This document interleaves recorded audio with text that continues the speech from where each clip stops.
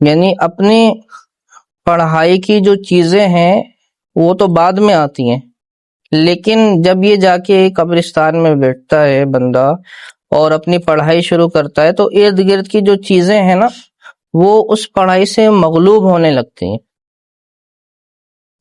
اور ان کے ہاتھوں میں گردنوں میں ایک روحانی توق ڈالے جاتے ہیں۔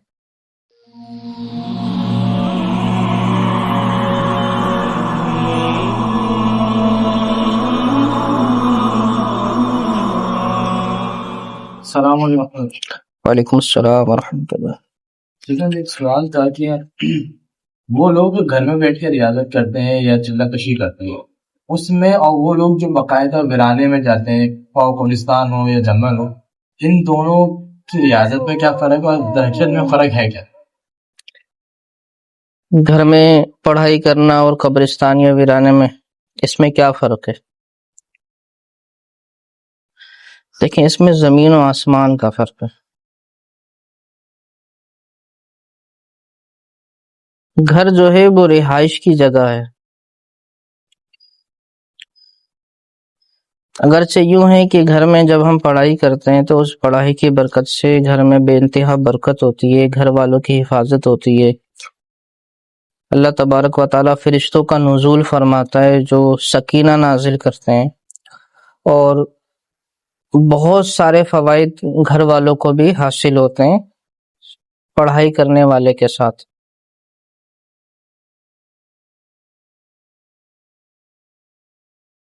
لیکن گھر جو ہے یہ کام کرنے کی جگہ نہیں ہے۔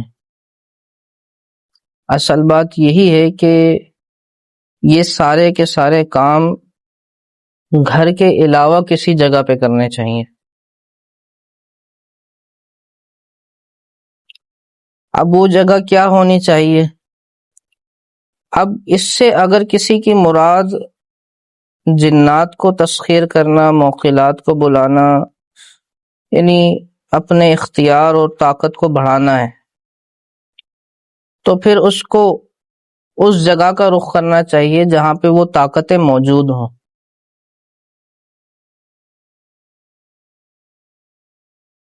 تو وہ قبرستان میں بھی ہوتی ہیں، قبرستان میں جتنے مردے دفنائے جاتے ہیں ان کے ہمزات ہوتے ہیں ساتھ میں۔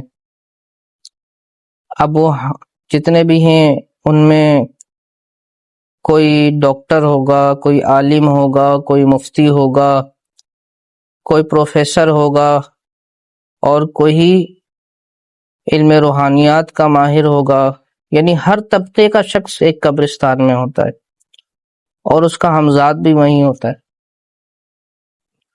تو اولاً تو پڑھائی سے وہ جو ہمزات ہیں وہ تسخیر ہونے لگتے ہیں، یعنی اپنی پڑھائی کی جو چیزیں ہیں وہ تو بعد میں آتی ہیں، لیکن جب یہ جا کے قبرستان میں بیٹھتا ہے بندہ اور اپنی پڑھائی شروع کرتا ہے تو ارد گرد کی جو چیزیں ہیں نا وہ اس پڑھائی سے مغلوب ہونے لگتی ہیں، اور ان کے ہاتھوں میں گردنوں میں ایک روحانی توق ڈالے جاتے ہیں جو اس سے تسخیر ہونے لگتی ہیں۔ اگر اس کے دل میں ڈر نہیں ہے، وہ بہادر ہے، تو بآسانی وہ ارد گرد کی چیزوں کو تسخیر کر سکتا ہے۔ اس کے اندر جتنی بھی قوت سالبہ اس کے اندر موجود ہے اس کے لحاظ سے وہ ارد گرد کی چیزوں کو تو تسخیر کر لیتا ہے۔ ایک تو یہ، دوسرا قبرستان میں جو مسلمانوں کی ارواح ہیں ان کو ذکر اللہ سے فائدہ ہوتا ہے، تو جب روزانہ وہاں پر جاتا ہے نا کوئی، تو وہ جو ارواح ہیں اس سے مانوس ہو جاتی ہیں،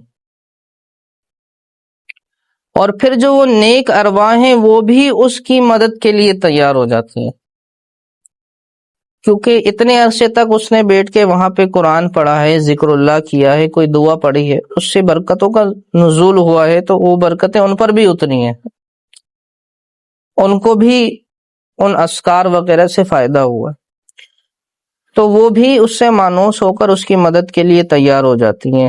جب بھی کوئی مشکل ہوتی ہے یا کسی کام کے لیے معاملہ ہوتا ہے تو وہ بھی پیچھے آ کے کھڑی ہو جاتی ہیں مسلمانوں کی ارواح. اور اچھا صرف یہ نہیں، پورے قبرستان کی جو ارواح ہوتی ہیں نیک ارواح، وہ سب کے سب آ کے اس کی مدد کرتے ہیں. خواب میں بھی آتی ہیں، خواب میں رہنمائی بھی کرتی ہیں. اگر کوئی کسی کی ارتکاز توجہ اچھی ہے تو وہ دیکھ بھی لیتا ہے، اور ویسے خواب میں بھی دیکھ لیتا ہے، یا مراقبہ کرے تو مراقبہ بھی نظر آ جاتی ہے. اچھا، پھر جو آپ کے عمل کی مخلوق ہے نا، ان کے لیے وہاں آنا زیادہ آسان ہے، کیونکہ وہ ایک مخفی مخلوق ہے، چھپی ہوئی ہے، لوگوں پر ظاہر نہیں ہے، اور وہ یہی چاہتی ہے کہ ہم صرف اس پر ظاہر ہوں جو ہمیں بلا رہا ہے محنت کر کے. لہٰذا پہلی جو ملاقات ہے اس کے لیے اگر ایسی جگہ ہم چنتے ہیں جو ویرانہ ہے، قبرستان ہے، جہاں مخلوق دوسری نہیں ہے، انسان مراد ہے، دوسرے انسان نہیں ہیں جو دیکھ لیں گے اس کو عمل پڑھتے ہوئے، چلہ کرتے ہوئے، پڑھائی کرتے ہوئے، ظاہر سی بات ہے وہ بیٹھے گا، بخورات جلائے گا، جانماز پہ بیٹھے گا باقاعدہ. اگر احرام وغیرہ باندھتا ہے تو شک کرے گا کوئی کہ یہ کیا کر رہا ہے، تو اس سے بھی عمل جو ہے خراب ہو جاتا ہے. کوئی دیکھ لیتا ہے نا پڑھائی کرتے ہوئے، تب بھی ایسا ہوتا ہے کہ عمل خراب ہو جاتا ہے، چیزیں نہیں آتی ہیں پھر. تو کوئی ایسا قبرستان یا کوئی ایسا ویرانہ کرے کہ جہاں پر کوئی بھی بندہ جو ہے نا آئے، اس کے آنے کا چانس نہ ہو کہ کوئی اس کو دیکھ لے. حتیٰ کہ یوں بھی کہتے ہیں کہ اگر آتے جاتے کوئی دیکھ بھی لے نا، مثال کے طور پہ کوئی کسی قبرستان میں یا ویرانے میں بیٹھا ہوا ہے، اب ایسے آنا جانا کرنا ہے کہ کوئی دیکھے نہ، کسی کو پتہ نہ لگے کہ یہ فلانا شخص ہے، فلانے قبرستان کی طرف جا رہا ہے، پہچان نہ لے کوئی. اگر کوئی پہچان لے گا تب بھی چیزیں نہیں آتی. کتنی احتیاط ہے اس میں. تو بعض اعمال میں تو اس سے بھی زیادہ خطرناک جو شرائط ہوتی ہیں. تو ایسی جگہ مختص کرے جہاں پر وہ آرام سے آ سکیں، آرام سے ملاقات کر سکیں، سوال جواب ہو، قول اقرار وغیرہ جو کچھ بھی ہے معاملات، جو اپنی حاجتیں ہیں وہ ان سے بیان کر سکے، تو ان کے لیے بھی آسانی ہوگی. تو لہٰذا اگر کوئی ایسی جگہ اختیار کرتا ہے تو اس کی کامیابی کے جو امکانات ہیں وہ کافی زیادہ بڑھ جاتے ہیں، بجائے یہ کہ وہ گھر پہ پڑے. اب گھر پہ یہ تمام امور میں سے کوئی بھی نہیں ہوتا معاملہ، بلکہ گھر میں عامر جنات ہوتے ہیں جو الٹا اور مسائل پیدا کرتے ہیں، اور وہ آگے پیچھے کے گھروں سے دوسرے عامر جنات کو بلا لیتے ہیں، ان میں سے طاقتور کو بلا لیتے ہیں. اب وہ بیٹھا بیٹھا اس کو وسوسے آتے رہتے ہیں، توجہ ادھر ادھر ہوتی رہتی ہے، ٹینشن ہوتی رہتی ہے، کبھی گھر میں کوئی مسئلہ ہو جاتا ہے، وہ سارے عامر جنات ٹینشن دے رہے ہوتے ہیں. تو اس سے بہتر ہے کہ بندہ اصل کی طرف آئے اور جو طریقہ کار ہے اصل، اس طریقے کو اختیار کرے، تو انشاءاللہ اللہ نے چاہا تو جلدی کامیابی ہو جائے.